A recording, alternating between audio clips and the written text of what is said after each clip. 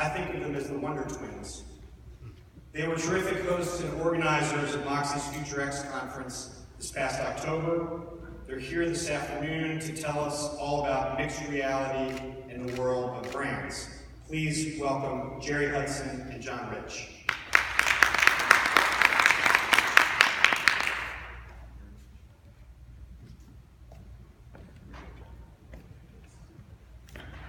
Okay, so Welcome, everyone. welcome. I see many people made it back from lunch. We were worried. Thought there'd be 2 of you out there. Okay, so what we want to talk about is really how do you make great alternate reality experiences? And what we've learned is it's kind of impossible to say exactly. And what I mean by exactly, now everyone here is going, wait, I want my money back. I never know how we're making alternate reality is. That everything is changing so rapidly now. The technology, the tools we make, how consumers are adopting this technology. So everything we've done, we sort of rediscover and push the boundaries of what's next. And really what's driving this is what we think is this exponential amount of technological advancement. Yep. So you guys have probably seen this exponential curve, rate curve, as well as law of accelerating returns. And so that's one of the reasons that when we set up our AR, VR, MR practice at Moxie, that we didn't concentrate necessarily on all the technology, because that's changing at an exponential rate, right? But there are some basic ideas that we did want to use, basic philosophies that we did want to use to help set up this practice.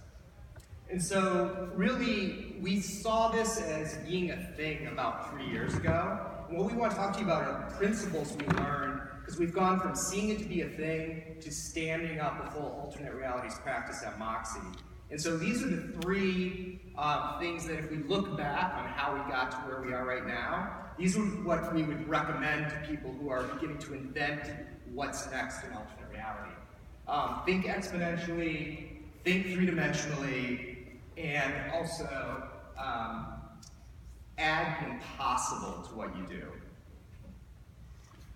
Right, so if you start thinking about exponentiality, you can take the long view on that and see where things are going to be in 2, 3, 4, 5, maybe even 10 years down the road. But one of the things that we like, that even though this is a short period on this exponential curve, that things are changing rapidly. As soon as we see some new technology, if there's something that's holding us back just a little bit, then we quickly go to try to alleviate that problem. And one of these things you can see here, most powerful head-mounted displays that we have now, all tethered to a gaming PC or a console, and we just think that's obviously ridiculous with that. I want to tell a short story. Hopefully I can tell it really quick. We had a young man come in our lab, and we put him up to the vibe, and he was playing the zombie first shooter game, and he put it on the headset, and the first zombie came at him. He couldn't stand it. He just took off running.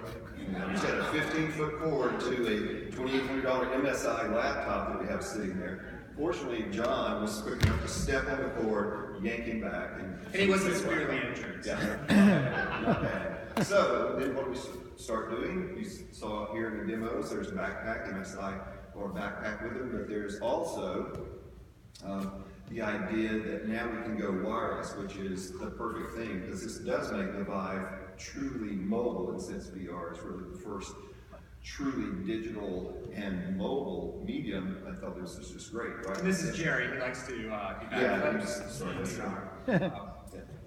So, yeah. Video. There we go. Yeah. One too many. All right. Anyway, guy does a backflip, kills this guy. And we all know when you kill your opponent, it's much better to do a backflip first. So another thing is we have these controllers. So you see the Oculus controller, the Vive controller. Google Daydream View has a controller with it, but we really want to, as have our controllers, as things that are actually in the real world. So HTC Vive has put out this little contraption. I don't know, tell us about it a little bit. Yeah, so this is we just got back from CES. This was announced at CES. This is the Vive tracker, and this is an example of exponentiality. We've gone from corded to uncorded in like 5 months that you can order the wireless. This was just launched last week. This means now you can basically put anything into virtual reality. You attach this thing, of course, a lot of guys in virtual reality, so they put it on a gun. but you can put it on a teddy bear, you can put it on a spatula and a virtual knife, and you can put it on surgical tools. Anything can now enter the virtual world. And this is literally happening what seems like hour by hour in terms of the advancement. Right, so you saw this with haptic gloves and other types of inputs. There's lighthouses with Vive, and we're trying to, at Futurex Labs, is to go beyond that. So we've actually hooked or hacked a Leap Motion onto the Vive, so you don't have to use controllers, you can just use your hands. We're trying to do more of that sort of thing where we're using other technologies with virtual reality, because we think virtual reality by itself, fucking awesome, right? But when you add other types of technology to it, it just really exemplifies what you can do with these new technologies. Can we go to the next one? All right, we'll get started.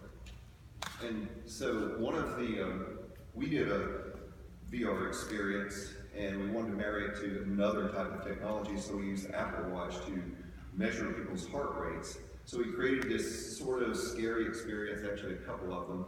One, they're walking over a raging river, 100 feet down or so. We measure their heart rate, and their job is to keep heart rate down, right? But obviously everything we try to do is to get it weighed up, and if their heart rate is elevated, there's more objects thrown, there's fire coming out of the river, people attacking you, so probably wasn't the nicest thing to do, but everybody loved this thing. But the point of this is that we tied this biofeedback mechanism to the VR and change the experience within that. And so we're starting to do that with a lot of other things too. So we really think that if you think about analytics in this world for brands trying to get the most out of it, what do you normally do? In today's world, is views or maybe eye tracking with that, but we're starting to go well beyond that. We're now taking any sort of biofeedback. We're also taking brainwave changes in this person to determine if they're really happy when they're watching it or if they're sad when they're watching it, because your heart rate can go up for different things.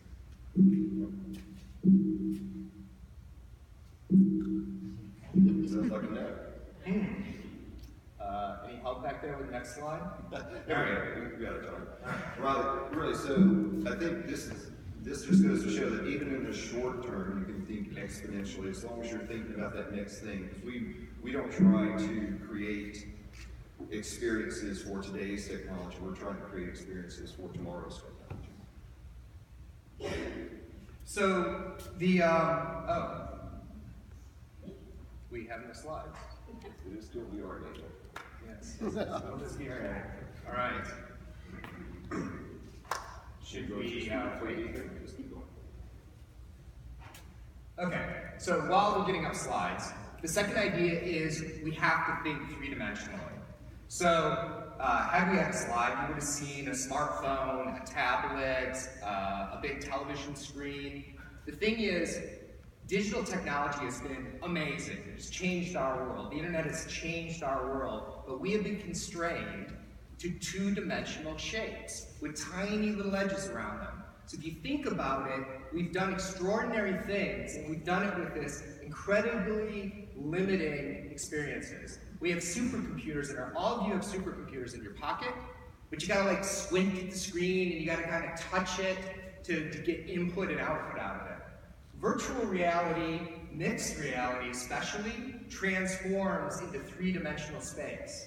We are three-dimensional creatures, and think about it now. Digital information in a three-dimensional space is infinite.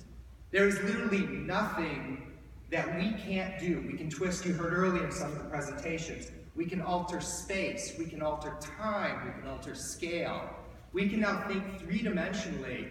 And you heard someone earlier today, if you were in the session, who talked about when a new technology comes out, like when television first came out, the first TV shows were people filming radio announcers, talking about, reading their scripts, right? And some of the first virtual reality experiences right now is to replicate your screen in virtual reality, right? So you can see how we always sort of cling to the last thing we had, but now, literally, there's no limitations because digital information becomes three-dimensional. So the last thing that we always try to think of is do the impossible. So the thing I like about virtual reality is it really gives us superpowers. There's nothing you can't do. It allows us to be either voyeurs to something you have never seen before. It allows you to be a god and reign over new worlds, many of which are uncreated. Right? So one of the things that when we went to CES, to us there were two big things. One was a lot of VR. There are lots of VR. There are probably 50 different manufacturers for headsets, and I say VR, AR, mixed reality with that. And the other big thing was artificial intelligence. And so the thing about artificial intelligence, we think it's mankind or humankind's greatest invention, and we're trying to layer that into everything that we do at the lab now. So we're starting to layer it into virtual reality. And you can already see that in No Man's Sky does procedural rendering on the fly and create millions and millions of worlds with that. Where we see AI going is to help create that content. If you marry this with other things, like I was telling you earlier, biofeedback that you have, AI can actually create new worlds based on how you're feeling, based on your personal biological context with that. And we've seen some of this before. We did a little bit, we showed you the earlier example of just using a watch, but if you go well beyond that and see actually how you're feeling, your mood, whether your heart rate's already elevated, whether you're tired, what you've been doing, and AI can create something to alleviate that or to exacerbate it in some cases. That's where we're thinking right now. We've got a couple of projects underway where we're using AI together with virtual reality. Yeah, we have a very big analytics practice. Jerry referenced analytics right now. And when it comes to alternate reality content, you can kind of do the same thing you basically do now. In the sense of like a mobile app, you get the basic data, downloads, interaction, how you're marketing it. But where we're really looking for the next phase, and in terms of applying this principle of the impossible, is if you think about analytics, it's to understand how well you did, maybe get feedback on improving it, maybe pushing out a new version or updating your ads. We think where analytics is going to head to is you're not going to wait for that data, right? It's going to, the person having that experience, the experience changes to optimize based upon what the goals are of that experience. Using procedural rendering, using artificial intelligence, it adapts in real time. We'll move from analytics to acting in the moment. So that's what we think will happen in that space. Yeah, so those are the three philosophies, overarching philosophies that we're basing our practice on. Thinking exponentially, thinking in 3D, because we're all 3D beings, and to also just dream of the magical and the impossible. And with our, I think we've gone over 30 seconds.